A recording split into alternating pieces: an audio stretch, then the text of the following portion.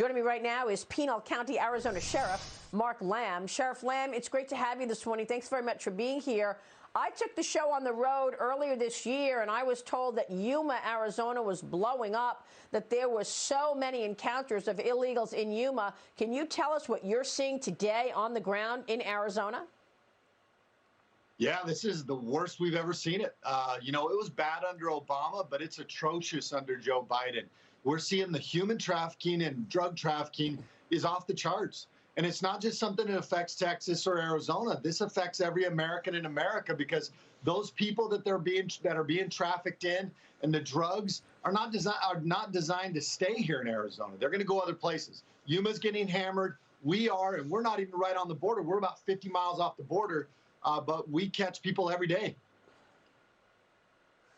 So tell me what they're doing. I know that a lot of the gotaways are going into Arizona. One of my Border Patrol sources told me that they see hundreds of thousands of gotaways on surveillance video, and oftentimes they go and they wait in Arizona. I know Yuma is the hardest hit city to see this surge of illegal migrants. Yuma sector Border Patrol agents reported more than 2,600 encounters just from Friday to Monday. That was a weekend, 2,600 illegals. What else can you tell us? Well, yeah, in October, they apprehended 164,000 people. That's over 5,000 people a day. Plus, there was 49,000 gotaways. My county has, everybody who comes to my county is in camouflage clothes and carpet shoes. They do not want to be caught. They're not what we call give-ups. They're not here to claim asylum. We had a guy, one of our interdictors, our K9 guys, had 7 traffic stops the other day. All 7 of them were human load vehicles. We average about 3 per deputy per shift that work that area. And we have about a pursuit every day where people run from us. So, yeah, this is a big problem. Yeah. We as sheriffs are standing against it.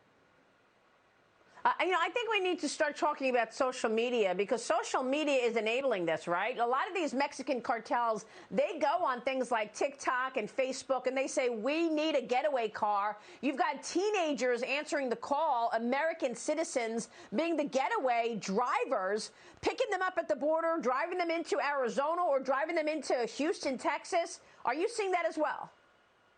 Yeah, they make about $800 per person, but let's make no mistake. Although social media is enabling them, it's Joe Biden's administration that is enabling these people and the cartels to make more money than they've ever made before. The federal government, and it's not the line level guys. Those guys are doing a great job, but the federal government is failing the American people. We as sheriffs are fed up. We're standing against it.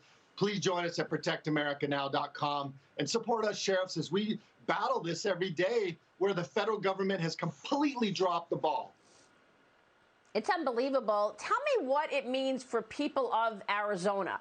So, Sheriff, I know that the border towns are completely different than they were just a year ago. I mean, when I went to Houston, I was astounded. 400,000 new people in Houston. Some of the biggest businesses there are businesses that create fake documents. They're doing really well because all these people are getting fake documents. What are the people who were born and living in Arizona feeling about their own neighborhoods right now? Give us some color on how Arizona is different today. Yeah, Maria, you're right. The Arizona people are disgusted with this. But really, the American people should be disgusted. I watched a video the other day where somebody was asking all of these illegals as they were coming across the border what states they were planning to go to. They never once mentioned Arizona. Every single state was an inland state, or Florida or California. What happens in my backyard today is going to be in your backyard tomorrow, America. And that includes fentanyl. How do I explain it to a mom who loses her 15-year-old daughter to the first time she takes a fentanyl pill, or a dad who finds their daughter, a 20-year-old daughter, in the shower dead from a fentanyl overdose? This is affecting American families, not only in Arizona, but all across America. And we as Americans should stand up against this, and we should let our federal government know how disgusted we are with them. Well, I mean, the illicit narcotics is an incredible story. We've already seen 100,000 overdose deaths, largely due to fentanyl. And I know U.S. Customs and Border Patrol agents have seized more than $3 million worth of meth. That's just in 2 separate weekend busts. This is just 2 weekends. In both seizures, 20-year-old American citizens reportedly transported the drugs from Mexico. they're getting paid to be the getaway cars. When it comes to fentanyl, we know Texas DPS have seized a stunning 886 pounds just this year, enough to kill 200 million Americans, Sheriff.